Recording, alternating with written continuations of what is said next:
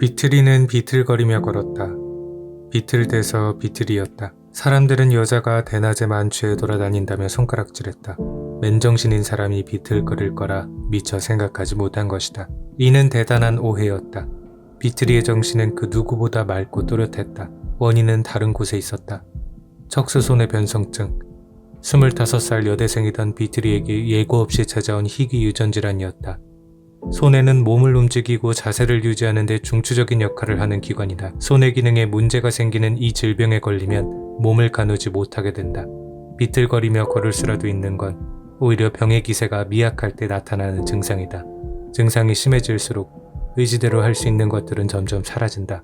말하기, 걷기, 보기, 음식 삼키기, 이 모든 것이 어려워진다. 종국에는 호흡 기능에도 이상이 생겨 숨쉬는 것조차 힘들어진단다. 그때가 생이 다했다는 신호다. 병만은 짧게는 10년, 길게는 20년에 걸쳐 전신을 잠식한다. 하지만 진짜 무서운 건 그 모든 과정이 진행되는 와중에도 정신만큼은 또렷하다는 것이다. 내 몸의 통제 권한을 잃는 순간을 분명하게 그러면서도 무력하게 지켜봐야 하는 거다. 치료제는 없다. 완화제가 있긴 하지만 초기에만 효과가 있다고 한다. 오늘의 내가 남은 삶 중에 가장 건강한 모습이다. 이 영상은 칠흑같이 어두운 앞날을 기다리면서도 하루하루 최선을 다한 그 하루에서 얻은 티끌 같은 보람으로 태산 같은 남은 인생에 맞선 비틀이의 이야기다.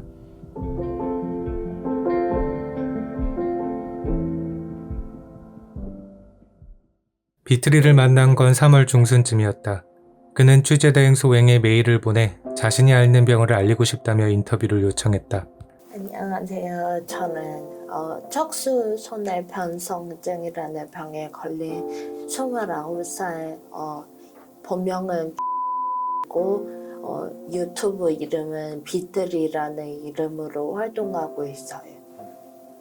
우리 몸의 근육 보고 움직이라고 명령하는 기관 중에 제일 위가 손해라는 기관인데 그 손해라는 기관이 망가져서 그 마음대로 근육을 움직일 수 없는 병이에요. 나중에는 전신마비 상태까지 가게 되는 병인데 이게 처음에는 손, 발에 힘만 빠지고 뭐 이런 증상으로 시작이 되다가 이제 점점 병이 진행되면 눈동자 시야를 보는 것도 눈이 떨리기 때문에 시력도 안 나오고 그리고 글씨를 쓰기도 어렵고 그 펭귄처럼 좀 이렇게 뒤뚱거리면서 걷고 아니면 술 취한 것처럼 걷게 되다가 이제 휠체어를 타다가 나중에는 침대까지 가게 돼서 결국 근육이랑 그 심장 근육까지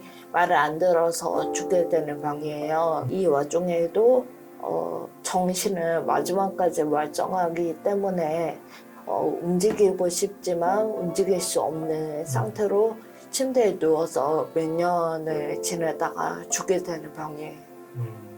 정말 평범한 여대생으로 살고 있었어요. 근데 어느 날부터인가 계단이나 내리막길을 이제 원래는 아무렇지도 않게 내려갔던 곳을 아무도 밀치지 않았는데 몸이 앞으로 휘청하고 하는 거예요. 근데 처음에는 그것들이 빈혈이나 아니면 디스크 위쪽이라고 생각을 해서 동네 의원을 갔더니 의사 선생님이 그런 거 아닌 것 같고 그냥 스트레스 성인 것 같다 이렇게 말씀하셔서 저도 그런 줄만 알고 있었는데 이제 시간이 지나면 지날수록 증상이 조금 더 심해지기 시작하는 거예요.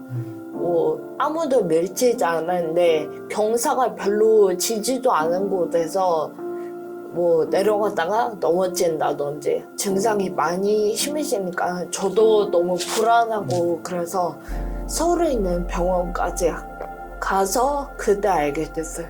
이 병이 있다는 걸. 예. 진짜 너무나 천천변력이었던 게 처음에 이제 진단을 받았을 때 그 의사 선생님들은 현실에 대해서 너무 잘 알고 계시니까 마치 시한부 선고를 하는 것처럼 이렇게 말씀을 하세요. 지금 걸을 수 있을 때 가족들이랑 좋은 추억 많이 남겨놓고 그리고 먹을 수 있을 때 맛있는 거 많이 먹어놓고 해라 뭐 이런 식으로 말씀을 하세요. 이게 목숨 안 끊기지만 식물 인간처럼 누워 있기만 되는 거잖아요. 비트리가 척수손의 변성증 진단을 받은 지는 해수로 4년. 지금은 병의 초기에서 중기로 넘어가는 단계라고 한다. 중증 환자들에 비하면 사정이 나은 편이지만 비트리의 일상은 송두리째 달라졌다. 아무리 낮은 곳이라고 해도 이게 도로에서 인도로 올라가는 이 조그마한 턱도 뭔가 붙잡을 게 없으면 올라갈 수가 없어요. 그래서 솔직히 말해서 병 걸리고 나서 공원이라든지 뭐 이렇게 경사나 계단이 잘 없는 곳에는 가끔 가는데 이런 시내에 나와가지고 하고 이러는 거는 거의 안 했던 것 같아요. 그리고 손도 이제 그 손에 힘이 없고 떨리기도 하고 막 그러니까 물건 떨어뜨리고 할 수 있잖아요. 그래서 이 병 걸리고서 쇼핑도 거의 안 했던 것 같아요. 그리고 시야가 막 이렇게 떨리니까 메뉴판 같은 거는 당연히 안 보이고 뭐 이런 지하철 같은 거 탈 때도 이 역 이름이 똑바로 안 보이는 거예요. 그래서 앉을 자리가 있는데도 거기에 앉으면은 그 역 이름이 안 보이니까 아무리 먼 거리여도 그냥 출입문 앞에서 서가지고 역 이름 보려고 그런 경우도 많고. 무엇보다 힘든 건 결론이 정해진 삶을 받아들이는 것이었다.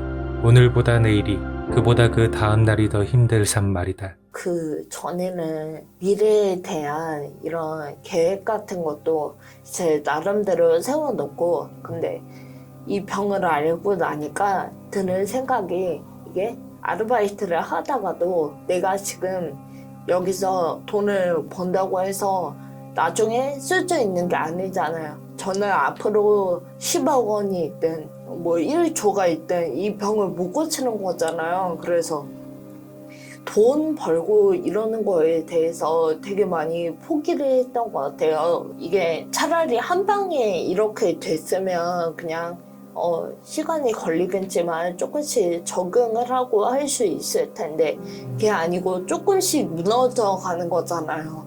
이게 조금씩 심해져 가는 거니까 이게 오늘 걸을 수 있었던 일을 다음번에 못하고 이렇게 되는 거예요. 그래서 많은 환자분들이 이 병을 앓고서 한 절반 이상이 자살을 하신대요. 나중에는 내 손으로 죽고 싶어도 못 죽는 거죠. 그래서 가족들 부담이라도 덜어주려고 죽을 수 있을 때 자기 손으로 죽기라도 하는 거죠. 가족들 부담 덜어주려고. 그래도 비트리는 내일이 두려워 오늘을 포기하지 않았다. 조금이라도 걸을 수 있고 조금이라도 말할 수 있는 지금 이 순간을 의미 있게 살기로 결심했다. 유튜브도 그래서 시작했다. 그 사람들이 이 병에 대해서 잘 모르시니까 술 취한 사람이라든지 이상한 사람으로 오해를 하시는 부분이 많아요. 제가 유튜브를 해가지고 구독자님들이나 뭐 보시는 분들이 한 분이라도 이 병에 대해서 알고 하면은 환자들을 받는 오해가 좀 줄어들지 않을까. 좀 더 나아가서 나중에 혹시라도 치료제가 나온다면 가격이 솔직히 희귀병 치료 때는 너무나 가격이 높거든요. 그래서 그런 거 보험급여화를 해주거나 하는데 좀 도움이 되지 않을까. 제가 원래는 사람들하고 진짜 벽을 쌓고 살았어요. 이 병에 걸리고 나서. 왜냐면 사람들한테 일일이 이 병에 대해서 설명하는 게 너무 버겁더라고요. 사람들이 저를 그냥 보시기에는 전신마비라고 하는데 그렇게까지는 심해 보이지 않으니까 약간 어르신들이나 그런 분들은 근력 문제나 의지 문제나 뭐 이런 식으로 생각하시는 분들도 있고 뭐 그런 오해를 너무 많이 받아가지고 이제 거의 밤마다 날마다 울었어요. 그냥 나는 빨리 막말로 빨리 목숨이라도 끊기면 뭐 가족들한테 부담이라도 되지 않을 텐데 이거는 목숨도 안 끊기는 거예요. 그래서 너무나 절망스러운 거예요. 그래도 내가 나보다 그 상태가 안 좋으신 분들이 훨씬 더 많은데 그분들은 알리고 싶어도 못 알리는 거예요, 병을. 그러니까 나라도 지금 내가 팔다리 움직이고 할 수 있으니까 그래, 마지막으로 이거 내 모습을 찍어서 그 영상을 알려주자.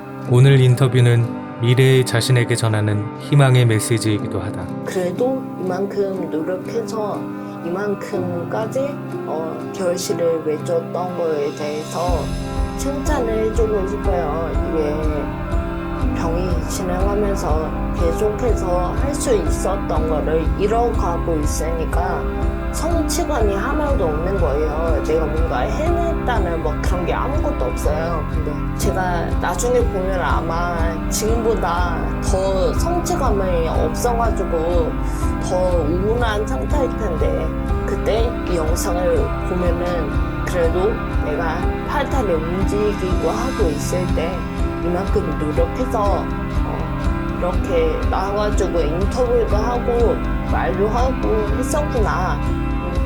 그래, 너는 이렇게까지 노력했으니까 너무 그렇게 우울해하지 말라고 그 말을 해주고 싶어요.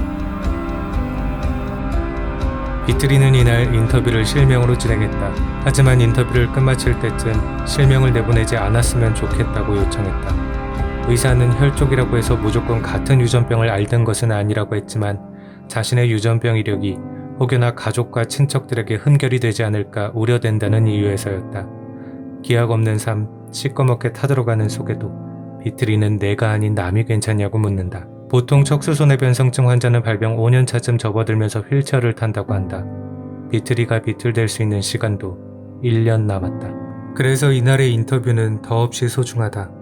먼 미래, 비트리에게 견디기 힘든 시련이 찾아왔을 때 이 영상을 보면서 너의 아름다웠던 모습과 우리의 응원이 영원히 재생되고 기록되고 있음을 확인할 수 있을 테니까. 당신도 취지로 일하고 싶다면 구독하고 댓글로 의뢰하시라. 지금은 한강변에 위치한 수십 개의 돌기둥의 정체에 대해서 알아봐달라는 의뢰가 들어와 취재 중이다. 구독하고 알람 설정하면 조만간 취재 결과가 올라올 거다.